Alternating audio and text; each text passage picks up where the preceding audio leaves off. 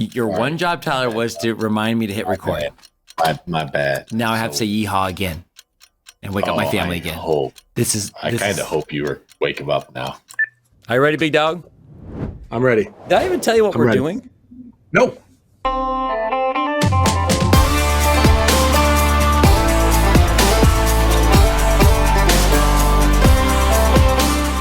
Welcome to Kansas QB, a podcast about growing up in rural Kansas, hosted by two former high school quarterbacks. And now, here are your manly hosts, Steve Juhl and Tyler Martin. Yeehaw! Ride 'em, cowboy! Growing up in the cornfields of the Sunflower State, we were inseparable brothers from different mothers who also happened to be sisters. Our moms, not us. Decades later, he's in Iowa and I'm in Missouri. We'll always have Kansas, and we'll always be the QB. Howdy, folks, and welcome to the show. I'm Steve. He's Tyler, and today's episode is entitled Midway Products. Tyler, Yes. are you aware that this is our 50th episode? Well,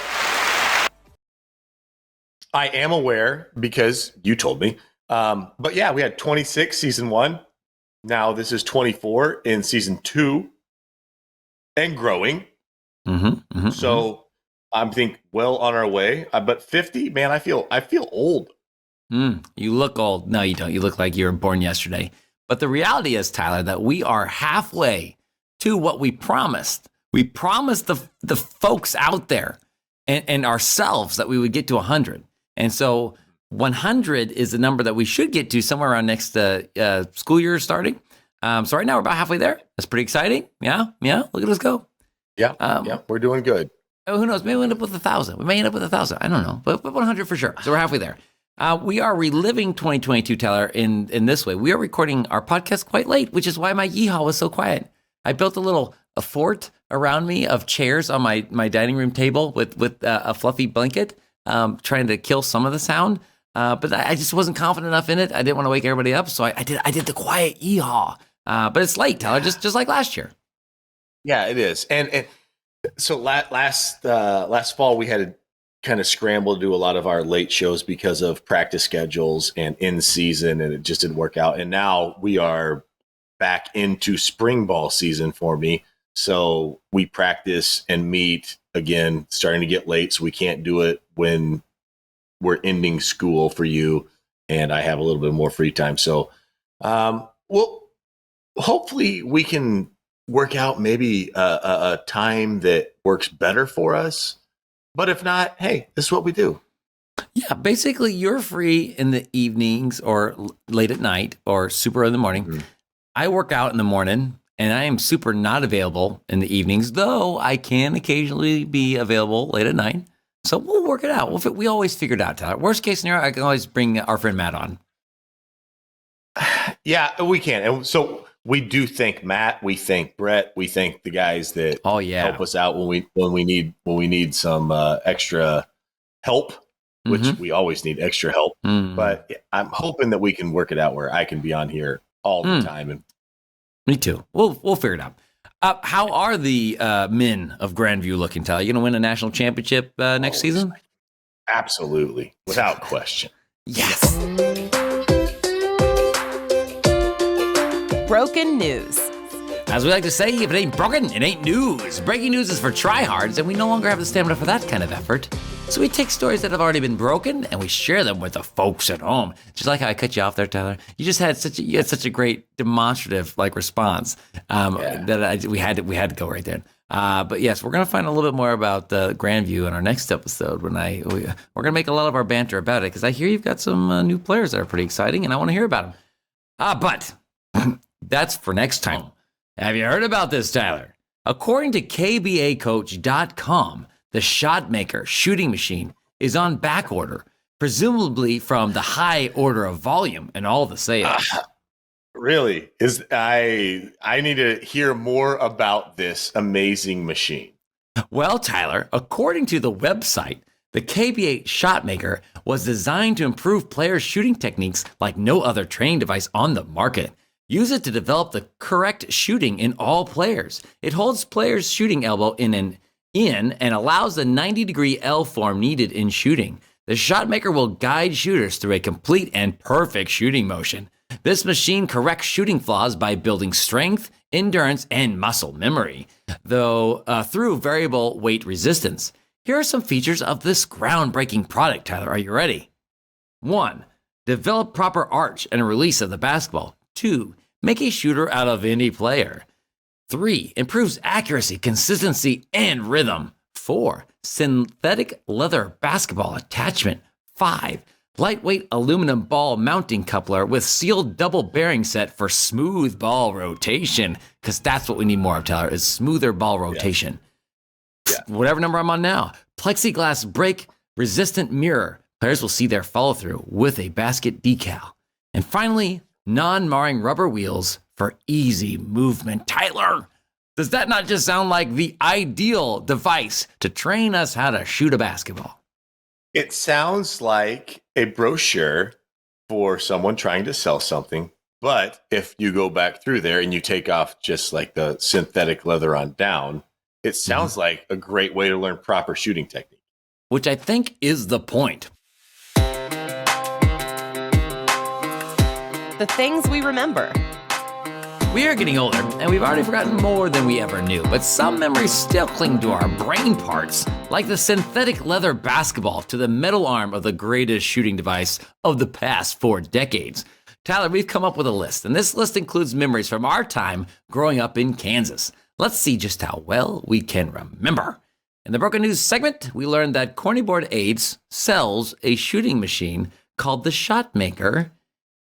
And furthermore, Tyler, did you know that the inventor of that device is none other than my dad? Well, yes.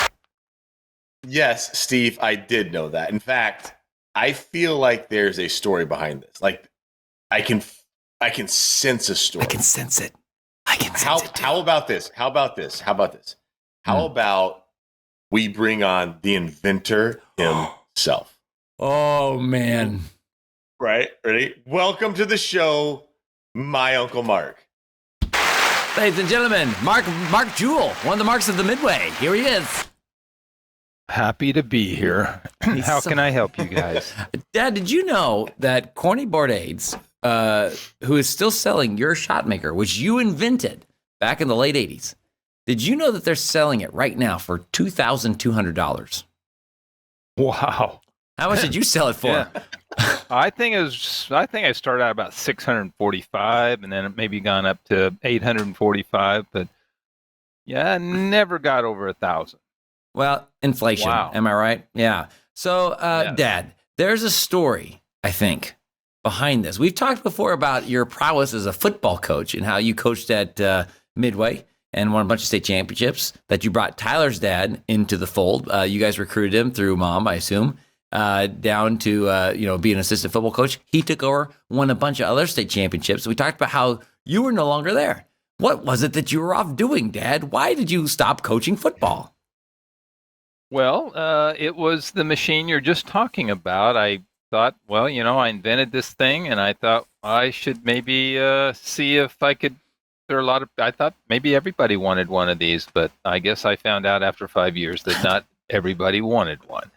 But if I would have had more machines, and I did have a couple more machines, but if I'd had like Cornyboard Aids, they have, they have volleyball inventions, they got basketball inventions, they got basketball, they got everything, and so they make a little bit off of each one, and that's really the way to go if you really want to make it. But I didn't know anything about business, but I sure got an education. You sure got an education. So Yes. you didn't just come up with a good invention and then sell it to a rich person. You came up with an invention, which I want to hear about, why it was or how it was you came about, the invention, the idea. And then you decide, you know what? I'm going to quit everything and I'm going to sell this invention and be a rich entrepreneur. So tell us a little bit more about that story and kind of what got you going down the entrepreneurial path, which you've passed on to at least 2 of your sons. It kind of sounds like Brian Juhl right now, doesn't it? That's right. It does. Like my little brother. He's quite the entrepreneur.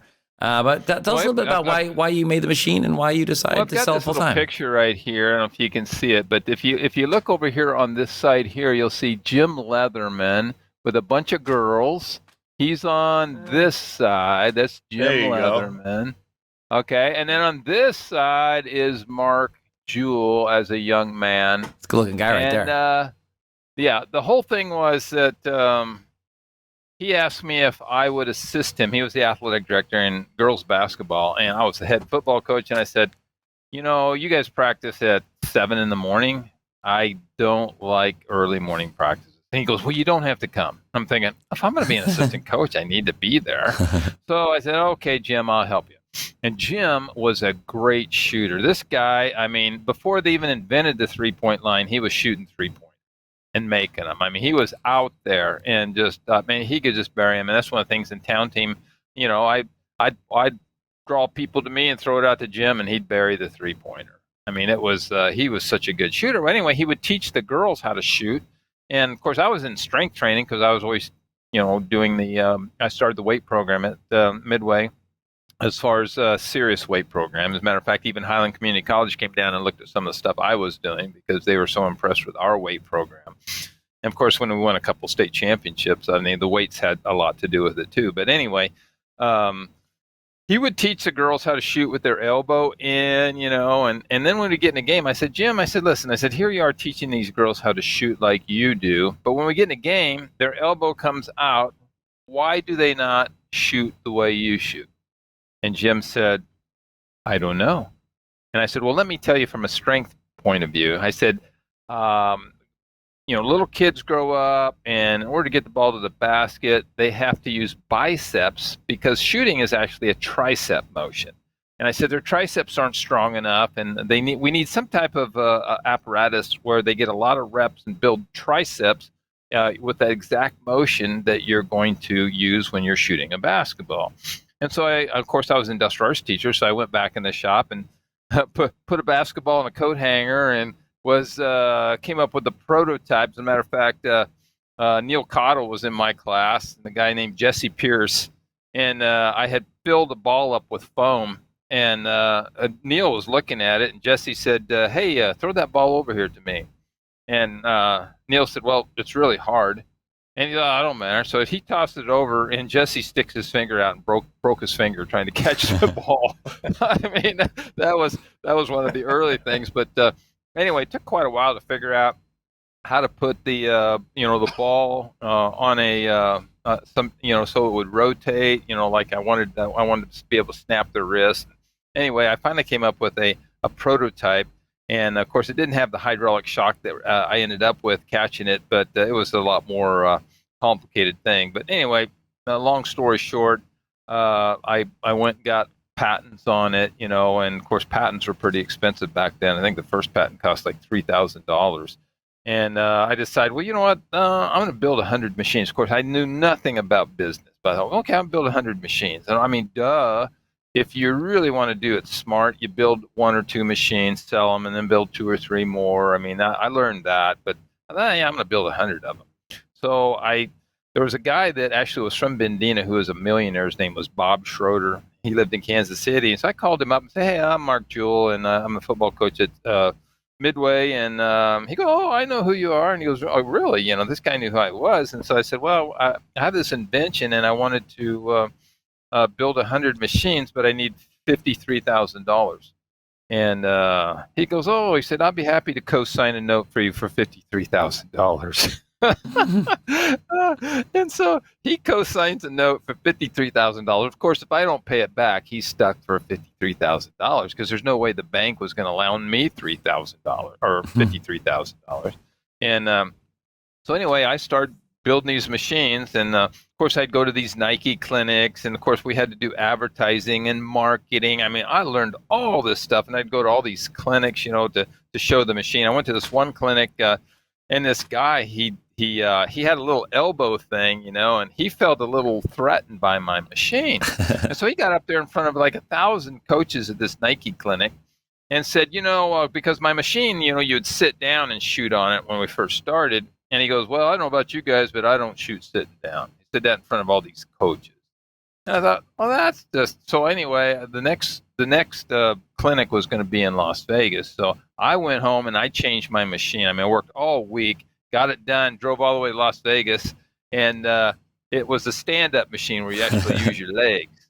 And so I saw that guy, and I said, "Hey, I don't shoot sitting down anymore. I got it. It's a stand-up machine." So he couldn't say anything, but because he had paid Nike to go up and do a presentation. Of course, that costs lots of money. I couldn't afford that. But anyway, that's how the machine evolved into a stand-up machine. But you got Tyler Martin right there, and I've got these nice little pictures of how some of our first brochures. I mean, this was the first one. And if you're listening to the audio only, we will put these on our Facebook page so you won't miss out. But these are some classics here. Yeah, this is Neil Cottle in our first Shopmaker brochure.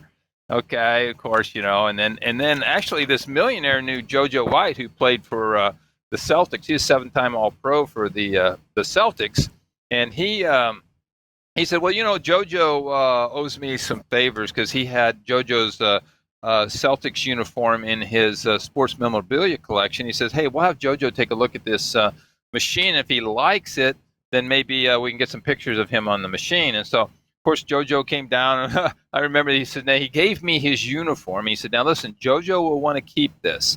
So make sure you get it back from him because he'll want to keep it. And I said, okay. Well, anyway, JoJo came and didn't have any shoes.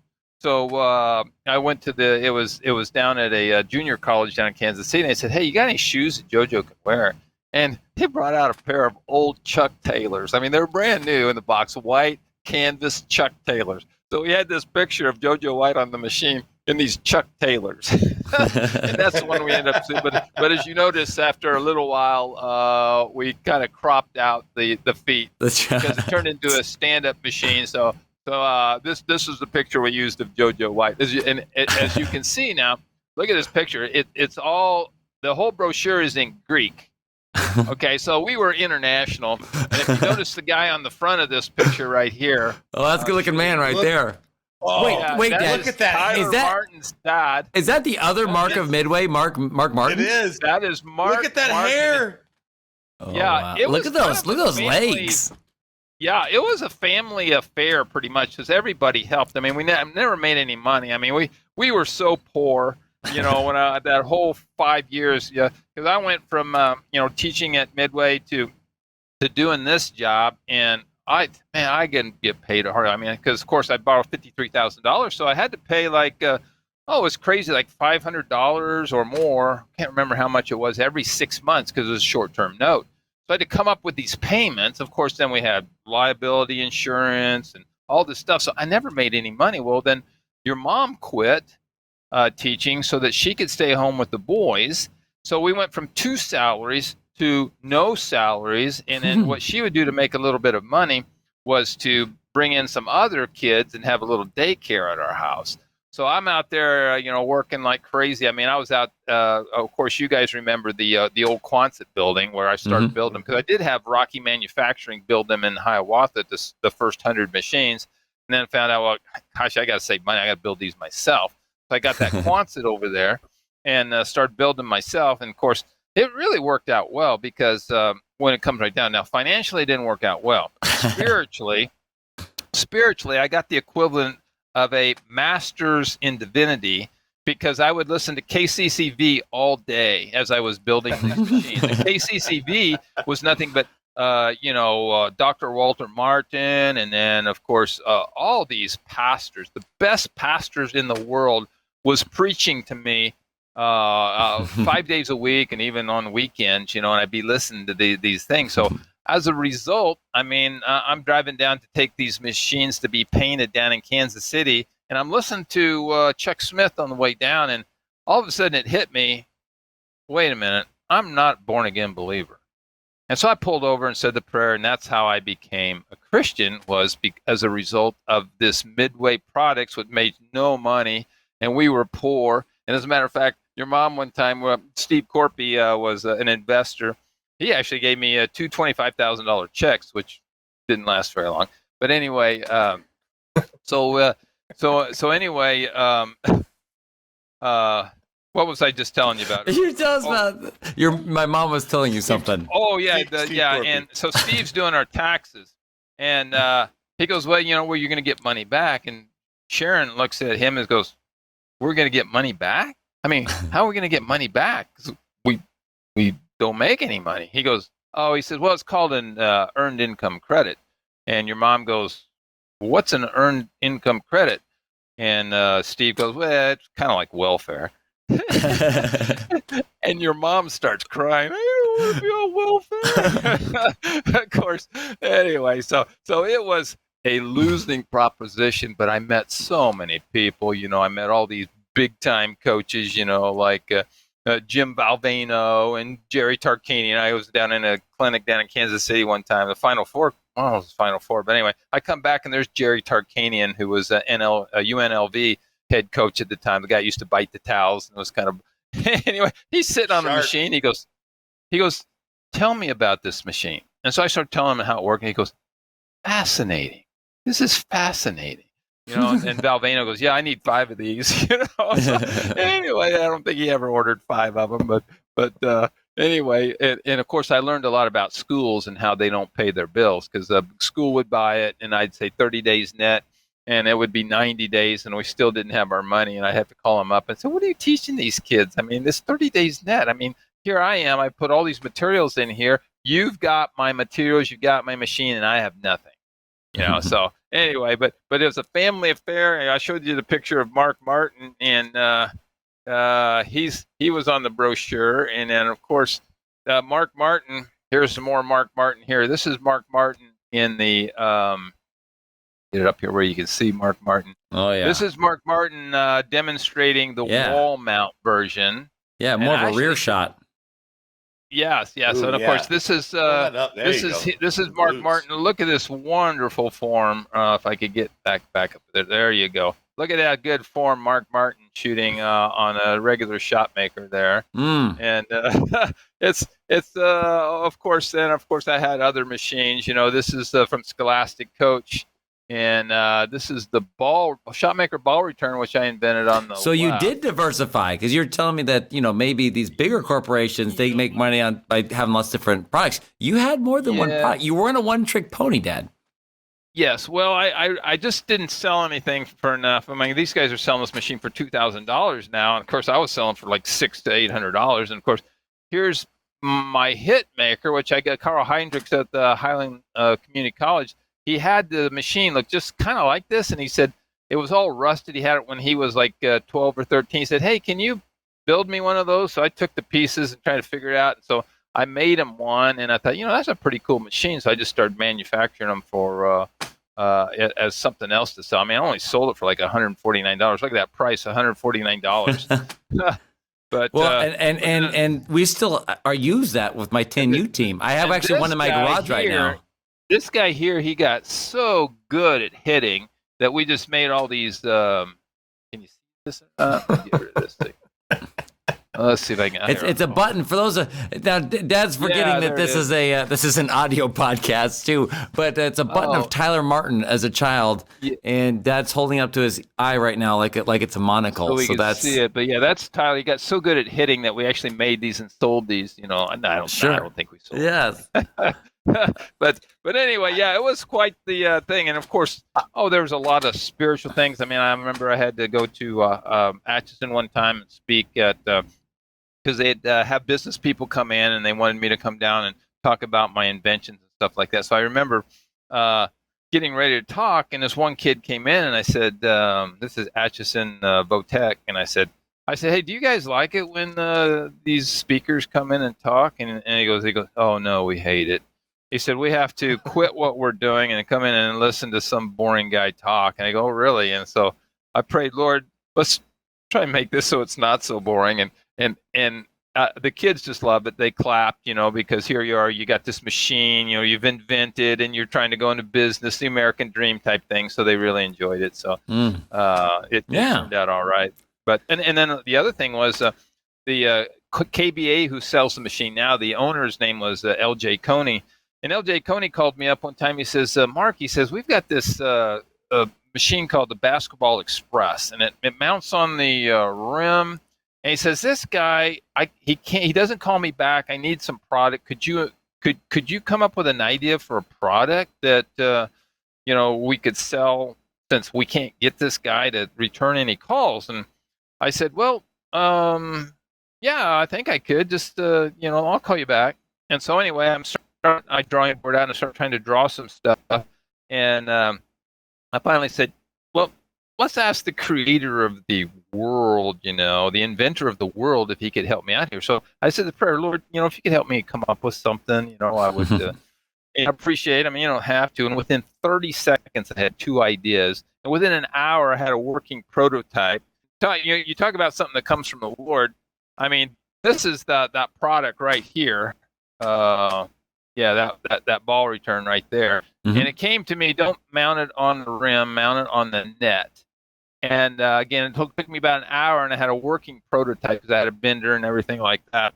And so just really as an affirmation of where it came from, I called up this patent attorney, and of course, patents, cheapest you could get were $3,000, and I didn't have any money. I said, "Hey, could we do a patent on this?" Of course, there's a thing called where you kind of explore to see if there's anything like that. It costs like $500 to do the exploration on it. And I said, "Well, it's brand new." I said, "I'm not going to do any exploration. Can you just do the patent?" He said, "Well, okay, Mark, for you, I'll do the patent for $1,000. I go, "Okay, great." So anyway, he calls me back all excited because he said, "It's going to take a year. It takes a year to get a patent." He called me back within 6 months. He said, "Hey, you'll never believe this. Your patent issued." And it didn't need the exploration thing, and my patent issued in 6 months. And so I had a patent on this thing in 6 months. And I think that's how I got out of debt, because LJ Coney, I told him, "I tell you what, I need to go back to teaching because we're not making any money." So I said, "I'll sell you my patents on my shot maker and this ball return." I know he really wanted the ball return. I said, "If you'll just pay off the bank." I had it paid down to like $32,000. So he said, "Yeah, I'll do that." So he paid off the bank, and I went back to teaching at Midway, and I became Mark Martin's assistant coach. Tyler, I think we can all be very confident that they've sold more than 16 of those things. So LJ Coney got his money back. He did. I think he did make his money back. Yeah. So a lot of things in there. I would go to clinics for him because he really liked me, and so I would go to clinics.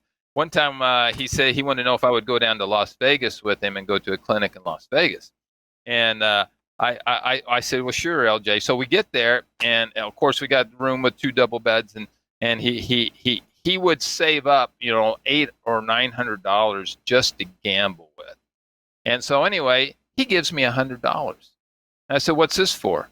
He said, "Well, I thought you might want to gamble." I said, "I'm not gambling that. I'm taking it home." And because we had no money, and he goes, so I'm following him around, and he's just losing money right and left. He said, "Are you going to use that $100?" I said, "No, I'm taking it home." And then he asked me a little while later. He said, "Are you gonna spend that $100?" I said, "No, as fast as you're losing money, it looks like I'm going to have to give it back to you." But anyway, I finally said, "Well, if I was going to do it," I went to the roulette wheel, and I put like $5 or $10 on like black, and it turned out red. And so I said, "That's it." I took $90 home. But I did clinics for LJ, and of course, I was the shooting coach for the Kevin McHale basketball camp, and I'd take Mark Martin, and Mark would help me. We'd take all the baskets there, and I don't know if we ever took you guys to the Kevin McHale basketball camp. Hmm? We actually shared a picture in season 1 of the 4 of us at the camp. And Tyler's looking great with his nerdy glasses. Kevin has his pants pulled up way too high, and we wondered about the parenting decisions that allowed him to do that. Becky's got these pigtails with a trophy and these big old blue glasses, and I'm about the only one that looks like a normal human being in that picture. But we went to those nothing but net T-shirts. We had those for years afterwards from that camp. By the way, I just found that T-shirt. I almost put it on for this episode. I should have done it. Well, Dad, we're going to stop you there. We're going to stop you, Dad. We're going to stop you because here we are at the end of the episode, and Tyler and I have some things we want to say, and we want to ask you probably some questions too while we're at it. But just a quick memories. We talked about a couple things from over the last 50 episodes. Dad, this is the 50th episode. Did we mention that to you yet? Yeah. That you're that important. That's awesome. We talked about some of the things that we remembered, and a lot of our fond memories had to do with that Quonset shed that with the brick facade. That was your office. That was your manufacturing center. And Bendina, again, not a lot of businesses in Bendina, more than you might expect for a town that had like 150 people in it. And that might be being generous. But here we had this thriving business right there in the middle, in between the insurance office and the post office. And memories of, you had a Papa Shot machine in there for a while, and new world record. Remember that, Tyler? Whoa. And wait. And when we say Papa Shot, this isn't like the Papa Shot that you buy off. Oh no! You put in your basement. No, This was a 10-foot basket Papa Shot. Like you're like shooting. Maybe not 10 feet, but it was bigger than normal, and it was like something from an arcade, except even better. And you made it, Dad. I built it. Yeah, I thought, well, maybe we could sell these too. I was always coming up with new products. So, but yeah, that was only a one-shot deal, though. Yeah, did you sell that one? No, I actually got parts of it still laying around here. I took it apart and got rid of most of the stuff. But I still got the electronic. It even had like a coin. It accepted coins. And we would just start it with just by pushing the button, because we didn't have to put coins in because we were special. You'd open up the. Oh yeah, you could open it up. Yeah. You know, just push a button and you could play. Yeah, that the coin would hit on the inside. Yeah. So you think about some of these things that were maybe didn't make you the money that you wanted. From a financial standpoint, might have felt like a failure, but for us, we had the coolest Papa Shot machine around. And also another thing that was a good thing for me is I played basketball and continued to play in a small college, and that I enjoyed very much. But part of the reason was because I had that ball return, and I shot on that ball return out on our little basket that we were talking about that hung on the net. You still got it there somewhere. I hit on the Hitmaker. I was trying to say earlier, we still use it with my 10U team. I coach Jackson's 10U team, and I bring that Hitmaker with me to practices sometimes when I have room in the back to take it. But then also your business, Dad, also put you in touch with another guy that's a famous inventor, John Joseph, who has the Shoot Away company. And so people are familiar with the Shoot Away, the gun. It's like the most popular thing in basketball equipment, at least anything that's over $1,000. Everybody's got one. And because you knew John Joseph, we had an outdoor version that I used to get ready for college basketball. And I shot, 500 to 1,000 shots a day that whole summer leading up to that first year playing MCC. I had to work the summers after that to afford the tuition. But that first summer, Dad, after that first year as a freshman, I was leading MCC in the history for free throw percentage. And it was because of those shots that I put in and 3-point percentage. And then by the time I graduated, I was still in the top 10, but I was definitely not leading because I wasn't shooting like I had been. So these are things that we remember. Tyler, what are some things that you remember, some positive memories regarding the Midway products and just your recollections of those days? Well, that was during the era of going to your house with your mom watching us after school. That was part of that era. So that was a positive for me. And we've talked about some of those things in previous episodes, season 1. I remember about the Quonset hut building.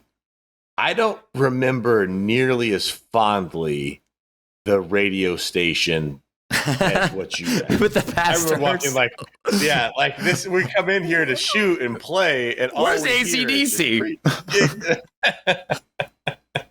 But no, it was one of those. Hey, do we get to go to the shop today? Because you were always so busy building and working, and you did not need kids running around to interfere with any of that. So when we got to go over there to shoot on the Shoot Away and to shoot on the Papa Shot machine, that was like a super, super treat. So So all those memories were all good things, but also again, you didn't make any money. And it's interesting because when I have kids, I work at a private school that requires tuition. So it's not that everybody that goes to my school has a lot of money. As a matter of fact, there's quite a few that have a similar story to what we had. and just figure out whatever way they can to get Christian education. So we have a lot of that too. But for the most part, our kids aren't living in poverty that go to the school that I teach at. And so when I tell them about how growing up, there was times when we didn't have a whole lot of money, like they don't really understand what I'm talking about until I tell some of these stories, like what you're telling, that you've told. And then they start to realize like, oh, you really didn't have a whole lot of money growing up. So that's fun. But here's some things that did for us. Again, financially, not so much. But, you know, Tyler, he would go to these, like he talked about, these different clinics.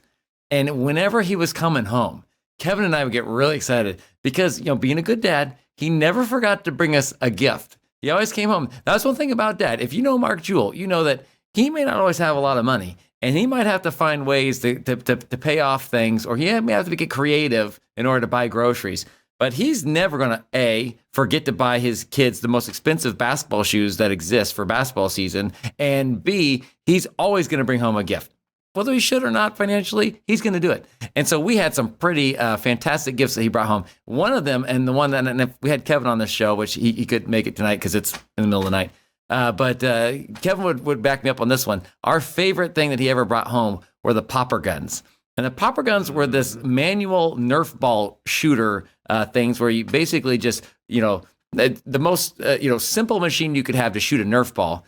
And we got so much enjoyment out of those things. I remember when you brought them home and you pulled out the boxes and Kevin and I were like, oh, what are these? And it was after you'd come home from a clinic and you're showing us how the game was supposed to work with the popper guns. And how many times were you the monster in the corner, Dad, and you'd get behind the rocking chair and you'd get the blankets and we would run around our little house because our house was a little circle. And so we'd shoot at you and you'd throw the popper balls back at us. If you hit us, we were dead. But if we got you, you were dead. How much fun did we have with those? So the gifts, that was great. And then the last thing that I, obviously you got saved. That's important. So, you know, you're going to heaven. That's pretty awesome. But the last thing is, Dad, because of Midway products, I'm a 49ers fan.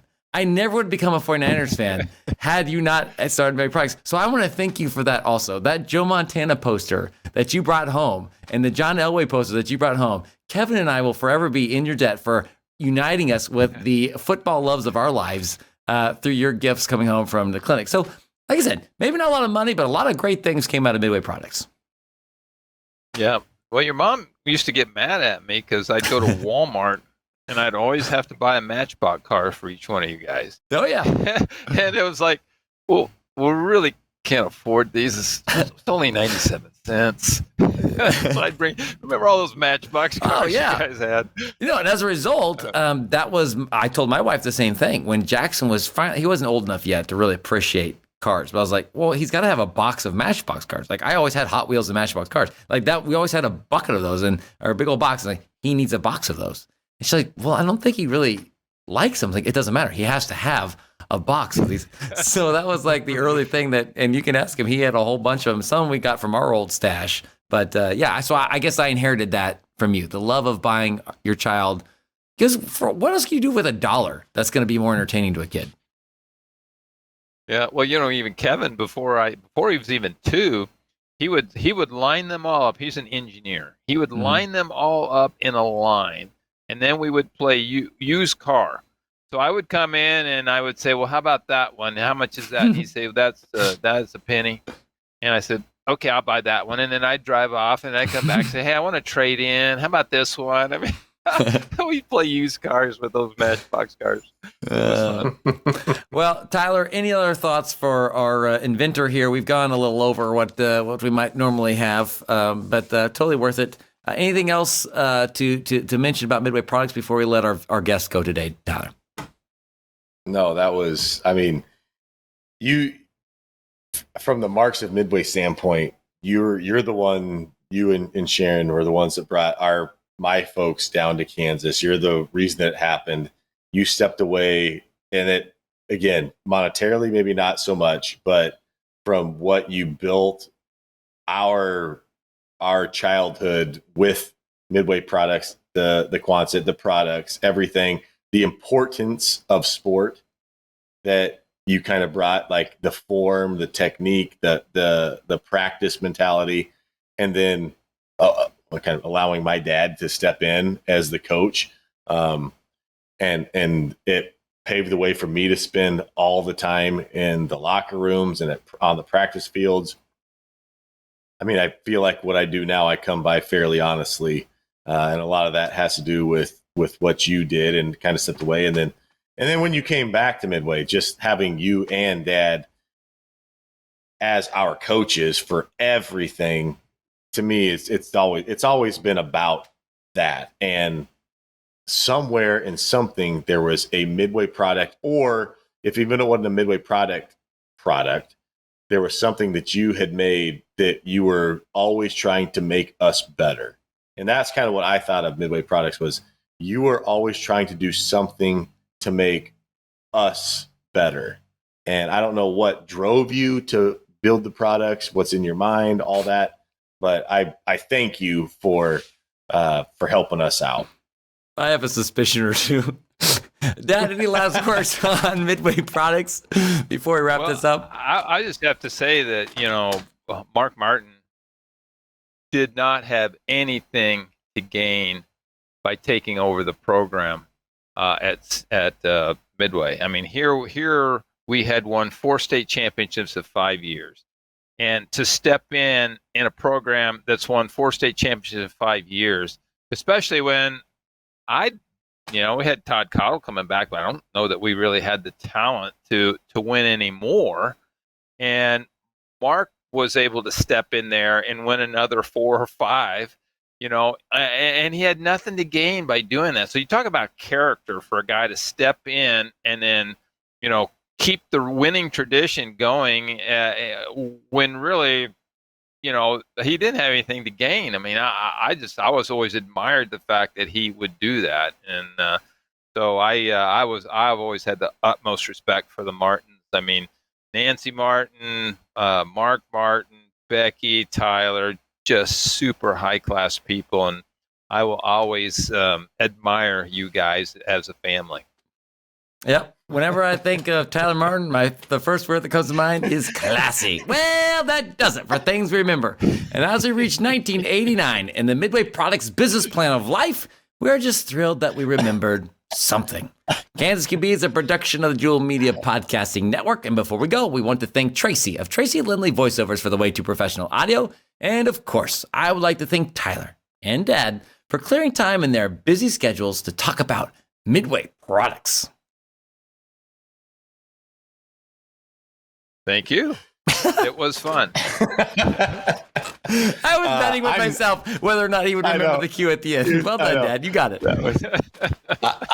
I'm not Jerry Tarkanian. I was just so caught up with that look on your face. I was kind of, what is he doing? Is that the look he was going to give me, or that was the look? That was the look. I was waiting for it as well, but I'm not the shark. I'm not going to buy 5 of them, but I will say this. I would gladly purchase a Hitmaker from you right now for our house. Too bad. There's only 2 left in existence, and I have them both. Well, that's enough of that. For Tyler and one of the Marks of Midway, I'm Steve, wishing you big fun. Dad, this is my turn. My turn to talk, Dad. Wishing you big fun in your small town. Time to dance.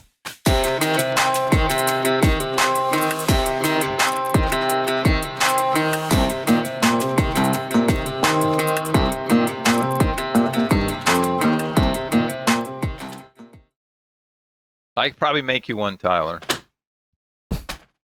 Perfect. But not until you finish my closet, Dad. You're down to 25 days. 25 days left, Dad, before I try to do it myself. And you know what that's going to look like if I do it myself. No. I definitely will help you do it.